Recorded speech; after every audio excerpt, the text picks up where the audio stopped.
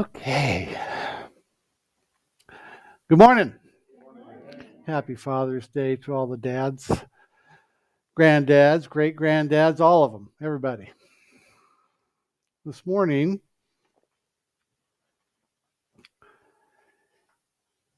continuing our talks about service. First week of the month, I talked about how we can be in service to each other. And last week, Reverend Joe talked about how we can be in service to our spiritual community. Today, we're going to go into a much larger scope. How are we in service? Or how can we be in service? How can we show up in service to our larger global family? How do we do that? I know for myself, when I start thinking and looking at the bigger picture, I can feel sometimes pretty small.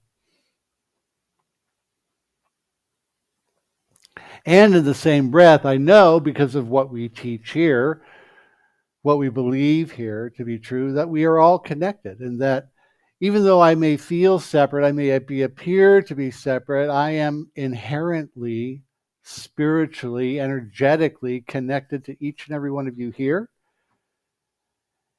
and to everybody around the world and beyond. There are larger things going on here. Larger things going on here.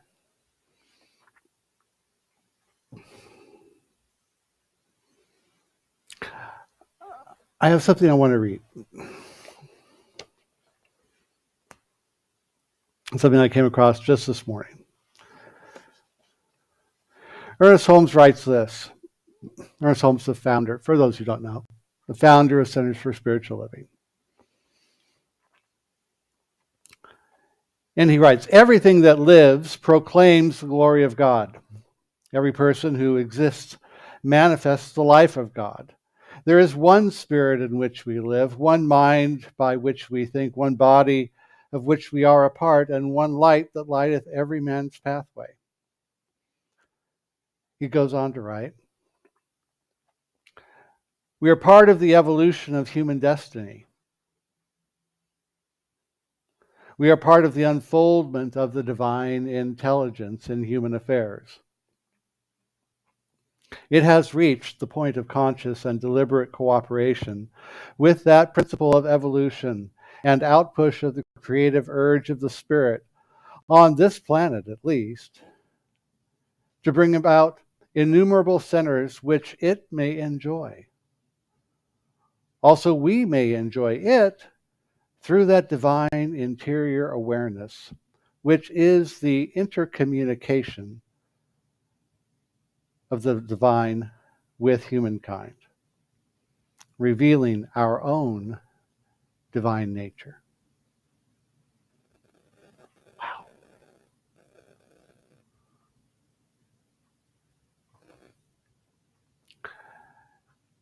There's something larger going on for all of us, all the time.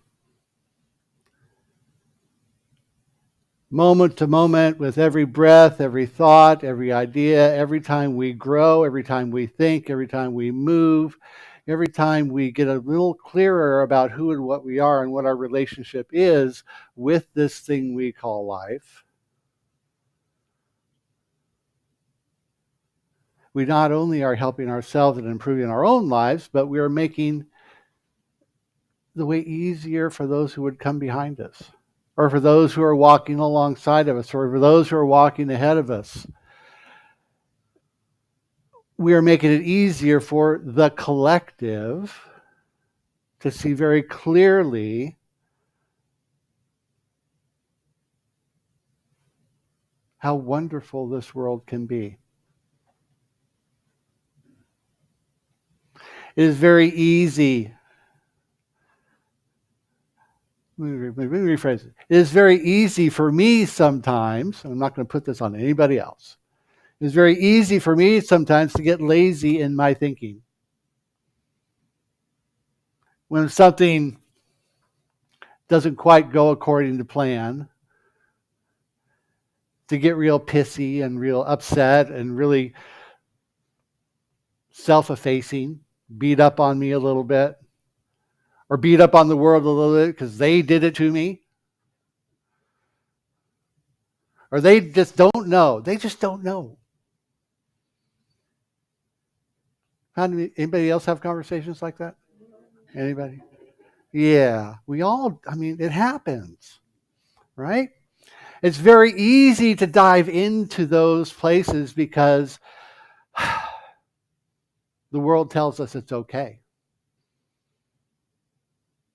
The news tells us it's okay to complain. I mean, that's kind of, that's why we do the good news thing here on Sunday mornings, because it's I mean, you got to go looking for good news on the internet, even on the internet. You got to go looking for it. You got to dig it up. Reverend Jill and I know where to find it. We can tell you where it is.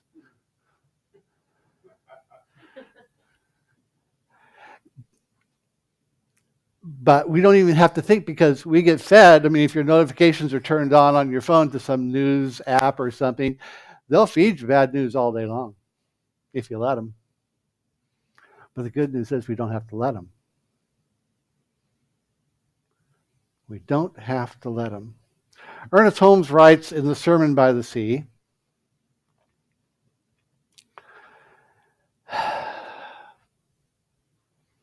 find me 1,000 people in the world who know what religious science is, the science of mind, and use it and live it as it is, and I'll myself live to see a new world, a new heaven, and a new earth here. There's a cosmic power wrapped up in a cosmic consciousness and purposes. I had to practice this word, purposiveness, that is equal to the vision which looses it. Find me 1,000 people. He only wanted 1,000 people. Just 1,000. In the Sermon by the Sea, this talk was given at the Asilomar Conference Center the summer prior to his passing. The following April, I believe it was.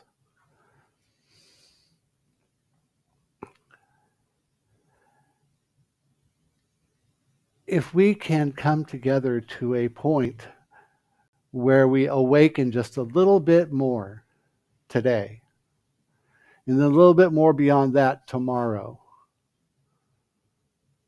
and a little bit more tomorrow beyond that, to just clean the window through which we view the world, to do something for ourselves, to clean up our consciousness, to clean up our thinking, to clean up our believing. That is one way by which we can serve the larger human family. And do not think that's limited to just kind of the purple people you come in physical contact with, people you share space with on a day in, day out basis. There is a much grander scheme by which this operates. It goes out around the world because at a level of consciousness, there is no time and space, there is no separation because it's all connected. We're all connected. We feel the energy passing between us. I saw a little something, I saw something like an ad or a trailer or something last night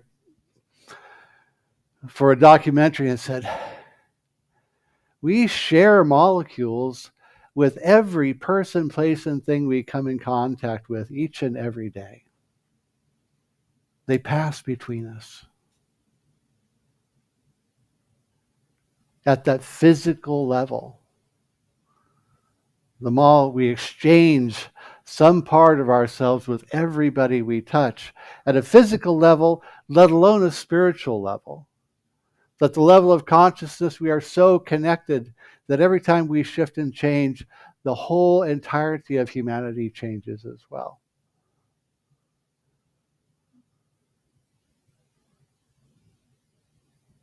Imagine that. And so we ask how we can be in service to humanity. Just keep growing. Keep learning.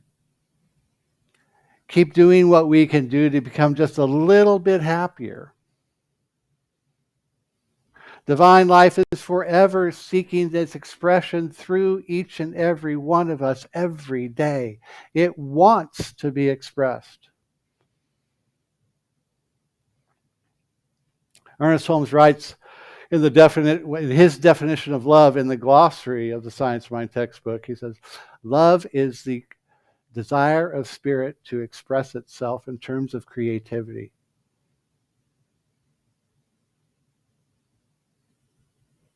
Wow. Can I love a little bit more? Can I smile a little bit more? Can I be a little bit more grateful? More thankful? It's not to say we don't have sad times. We have sad times and we allow those. We get upset. We get into a sense of discordant expression. We get upset. And we don't have to stay there. We can choose to move through it. We can choose to rise above it. We can choose to have those feelings and then say, okay, and what's next? What's the next thing for me? How do I learn from this and then move on? Can I take the lesson from this mistake and learn and move forward?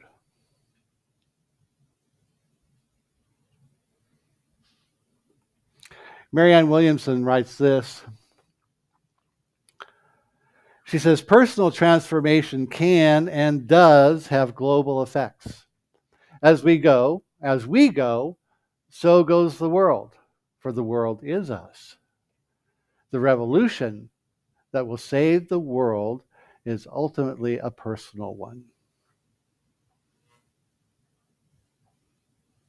The revolution that will save the world is ultimately a personal one.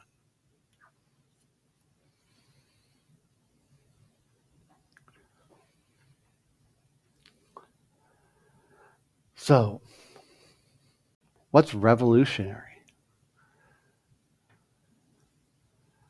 What would be a revolutionary, evolutionary shift in thinking for us, for you?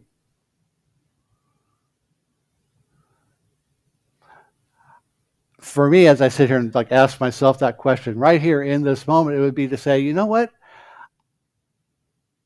The world is as I would have it be, because I get to choose. I get to choose ultimately how I respond to the events of my life. Right?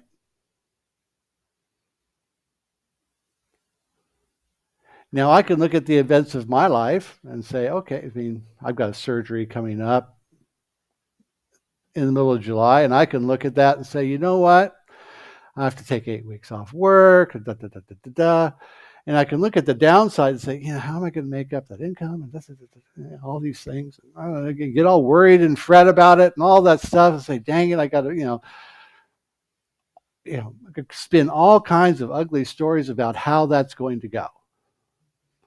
I can make that choice. Or I can look at it and say, you know what? I got some time off. I can use some time off. And there's going to be this, that, and the other. I'm going to have to play it maybe a little, fiscally conservative, be a little more frugal. Or I can say, this is an opportunity.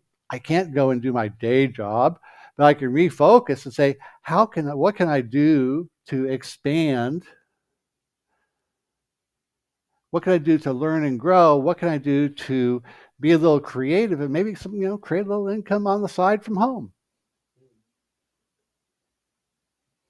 What can I do with Zoom? What can I do on the internet? What can I do here, there, and whatever? Maybe I just open myself up to possibilities rather than looking at the downside and saying, now this is going to suck, right? I get to choose. And trust me, I've, in the middle of the night, in the dark, in the quiet, sometimes when I wake up, the community kicks in and I'm like, oh my God, what am I going to do? And then I wake up and I go, no, you know what? We're going to get creative. We're going to open up the possibilities, because up until now, maybe my tendency would have been to just worry and fret without saying, there's a possibility here. There's an opportunity here. What is the opportunity here? I may not be conscious and aware of it right now, but you know what? I can open to something new. And so I break the cycle. I break not only my own cycle, and, or no, I break not only my own cycle, but I also open a space maybe for somebody else. Maybe my opening to opportunity creates an opportunity for somebody else. Maybe my opening to opportunity creates an opportunity for collaboration with myself and somebody else, or maybe somebody else sees what I do and they say, look what he did. Maybe I can do that too.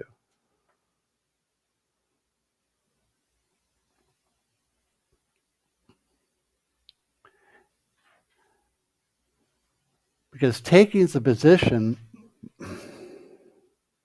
like you've heard me say any number of times before, taking the position of, when addressing limitation, taking the position of up until now, this has been true, or up until now, this may have been my experience, and then shifting from there and saying, and what's possible?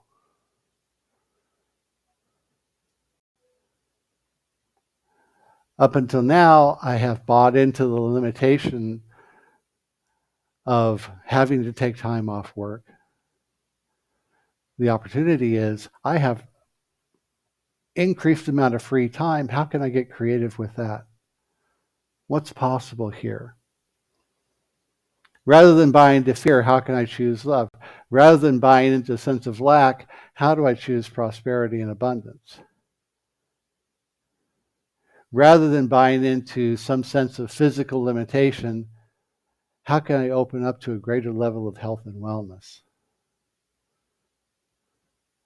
Rather than buying into the idea that the world is a horrible, ugly, awful place filled with conflict and chaos and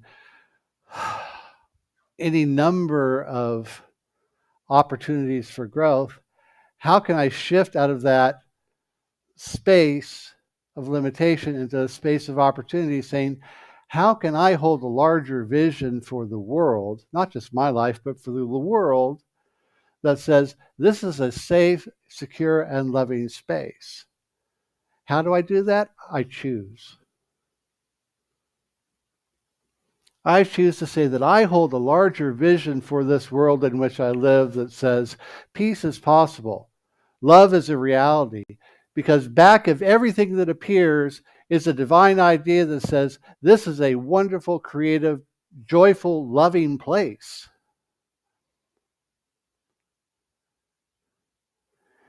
Gene Houston writes somewhere, I don't know where the source of this, I'd love to give credit, but it's Gene Houston, one of my favorite teachers. We all have the extraordinary coded within us, waiting to be released. Wow. Extraordinary. We all have the extraordinary coded within us, waiting to be released.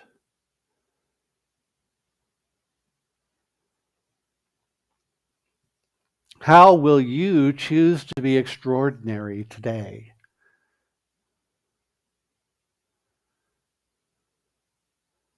Because we get to do that.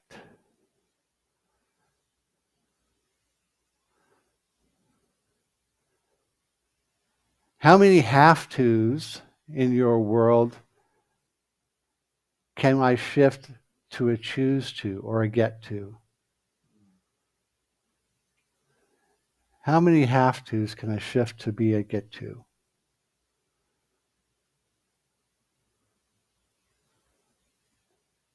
See, I loved what Michael Beckwith. I love that reading this morning. Michael Beckwith talked about I having to go to work, shifting that I have to go to work to I get to go serve.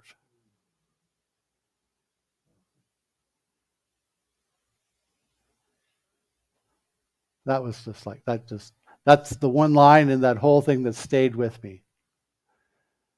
I get to go serve. Sure, I have a job. I have an employer. They pay me to show up and da da da da da da da da. And I get to go serve. I get to go be in service to my employer, to the clients, to the customers, to whoever shows up. I get to go serve. What an opportunity we have.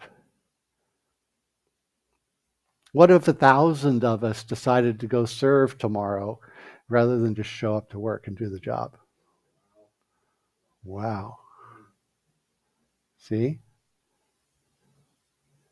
It's those little shifts in perspective, those little shifts in the way we approach things, stacked upon one, upon the other, upon the other, upon the other, upon the other. As we stack those things one upon the other, we begin building bridges. We begin building new homes. We begin building a new world that we get to live in.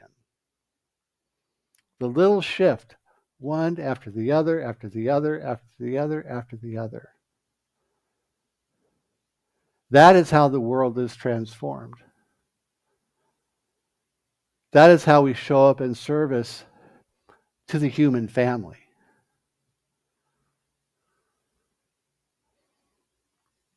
We decide to let go of the way things have always been just because they've always been that way. They don't have to continue to. Some of them are good. But if they're not serving anymore, we get to let them go and choose something differently. We get to embrace this idea of up until now and follow it up with what's possible here.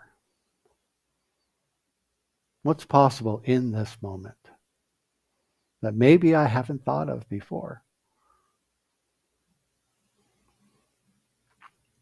And so that is the practice of the principle I would invite you to embrace this week. Is to say, what, you know what? It doesn't always have to be like this. Just because it's always been this way doesn't mean it has to continue. So we get to embrace the new vision of what's possible. We embrace the practice of up until now, whatever, fill in the blank. And follow that up with what's possible here.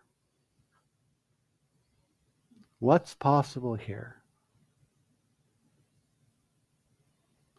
What do I get to choose? What do I get to embrace? And maybe I don't have an answer in just this moment, but maybe I just take some time to be still and quiet and listen for what may show up. Because it may be somebody that walks up and shares an idea with you, and maybe it's a billboard you see alongside of the road that triggers an idea. A song comes on the radio, or a song pops up on the Spotify DJ thing. I added, I don't know, half a dozen songs to my favorites list yesterday afternoon driving down the highway. It was awesome. So what's possible? So we serve the human family by opening ourselves up to new ways of being, new possibilities. So now it's your turn this morning to share any thoughts, comments, ideas on growing the human family. Yes, sir. Thanks, Jim. So what came to mind for me is that the notion that it's amazing how life has opened up, has changed, how other people have changed once I began to change. And that's what I got out of today's talk, is that to remind me that everything changes when we change. Mm-hmm. So thank Yes, you. thank you. And this is not a question, but an observation too. The very idea of this community is love in action because I, I jokingly was talking about summer here. This is my fifth summer as a California girl here. And I just feel sometimes like I lose myself because everybody's gone. Nobody's outdoors or just, and then I always remember who I am. I mean, the teachings of this community are a major part of my life and my belief in them and their realness matters to me. So, one of the reasons that I'm excited about the course we're taking, because I'll get out of the house and out of my summers missing. But anyway, I love the opportunity that this community offers us. It's fabulous. Uh, I was talking with my mentor recently about difficulty I'm having in a relationship. And she said something that really hit me. It's still hitting me related to what you're talking about today, which was,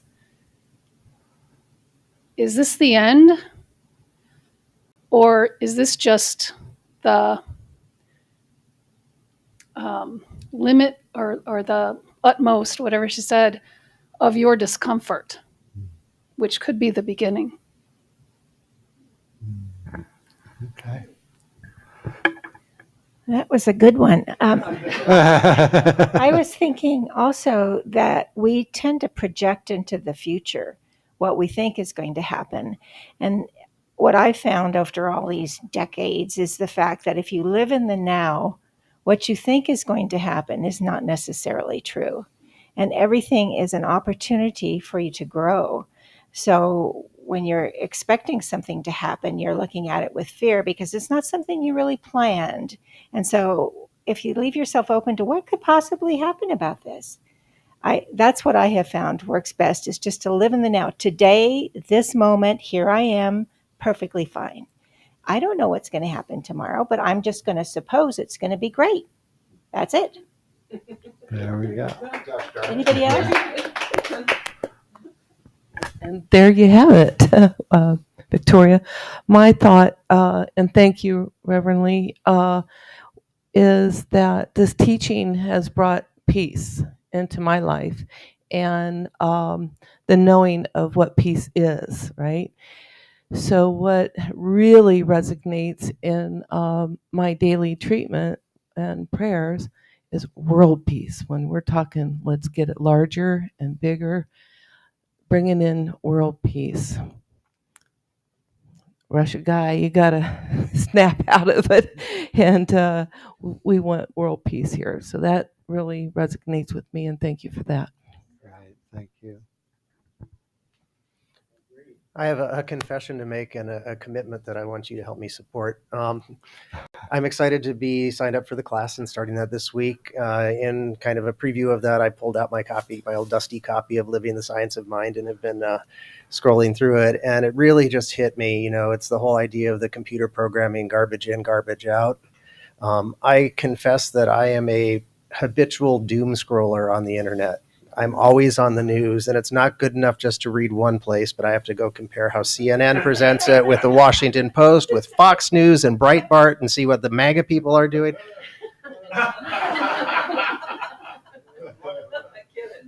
This is not an opportunity for success. I've also started dabbling again in Facebook, which is a dangerous territory for me as far as just being a time suck. So this morning I got up and I tried it different. I sat down and I started reading and Living the Science of Mind, and it's fascinating to me the idea of the consciousness of the race consciousness as Holmes addresses it, and thank you for addressing that today. Do I believe that if I change my mind, I can change the world? My mind says yes, my heart is getting there. So I'm excited to be embarking upon further study this week. Thank you for your talk today.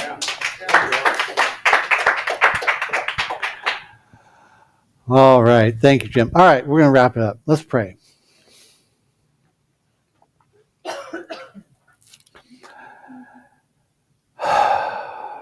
And we begin with recognizing that there is only one, that this one is divine life and love and truth, peace, power, beauty, and joy. It is all of this and so much more. It is limitless love and peace, everywhere present. It is in, through, around, and as, expressing as each and every one of us, in this and in every moment. And we know that this is true of us. It is true of each and every individual. Each and every individual in this world, a point of light, a point of love within the heart of God. That everything we see, touch, feel, and experience truly is this life divine expressing itself in ever expanding and expansive ways.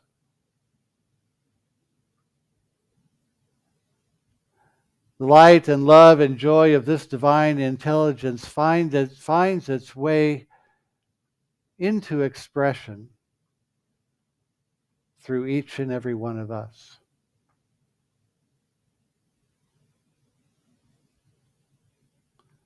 And we let go of everything in this moment. We let go of everything that has gone before so that we may express the fullness of our own beingness.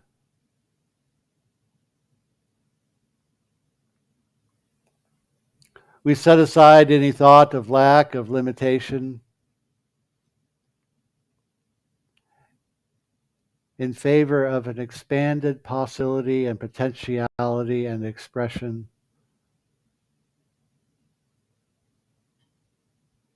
of the divine idea of this world in which we live.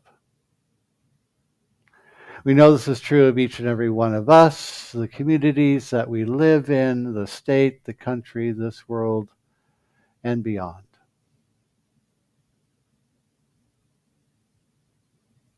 And we are grateful. Grateful for the expression of this divinity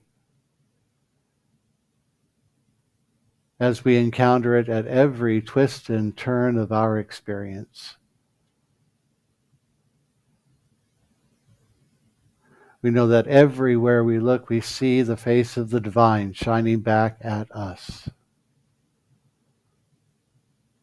And we feel its presence within us now. So we let it be, and so it is.